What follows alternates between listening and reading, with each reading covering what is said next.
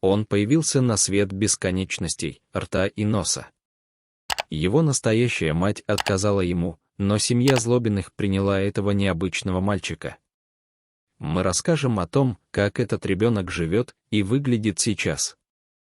Вы узнаете, откуда возникает тревога и когда она проходит, чтобы быть в норме. Вы найдете мысли, которые вызовут негативные эмоции в вашем сердце. Вы научитесь понимать свои эмоции и чувства. Вы поймете, как побороть бесполезную тревогу, стать более уверенным в себе и не зависеть от мнения других. Рустам родился в 2013 году в городе Череповце. Ничего не известно о его родителях. Были только слухи о том, что у мальчика были врожденные отклонения из-за попытки матери прервать беременность и приема лекарств. Однако нет официального подтверждения этой информации.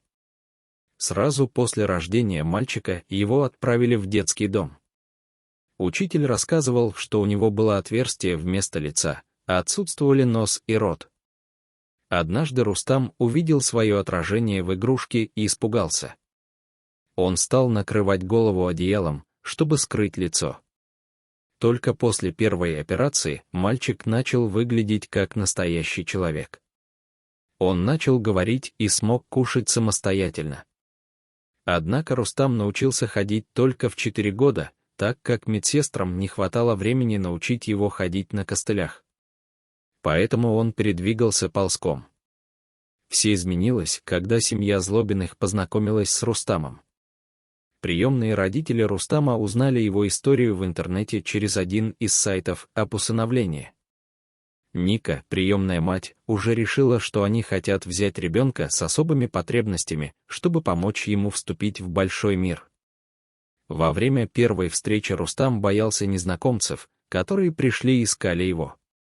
Затем Ника познакомила Рустама с мужем, который поддержал их решение усыновить ребенка. Мальчик плакал, отталкивал игрушки, которые ему принесли, и просил вернуться в комнату. В итоге его отдали коллегам, которые репетировали презентацию. Там мальчик привык к окружающим и новым игрушкам. В конце встречи Злобины поняли, что Рустам станет их ребенком. В новой семье Рустам научился ходить на костылях, а затем ему купили протез. Мальчик смог не только передвигаться, но даже кататься на лыжах. Сейчас Рустам занимается с логопедом для развития речи. Также в детской программе есть иппотерапия, занятия с лошадьми и плавание с дельфинами. Ему также купили детский синтезатор, и перед сном мальчик играет и поет песни со своей любимой бабушкой. Участие в социальной рекламе также помогает освободить Рустама. Приемная мать отмечает, что они воспитывают самооценку мальчика. В этом году 9-летний Рустам пошел в 1 класс. Он также занимается пара-карате. Возможно, что мальчик вырастет в паралимпийского чемпиона. В целом мать Рустама отмечает, что он стал гораздо более раскрепощенным и обрел уверенность в себе. Это именно то, чего она хотела.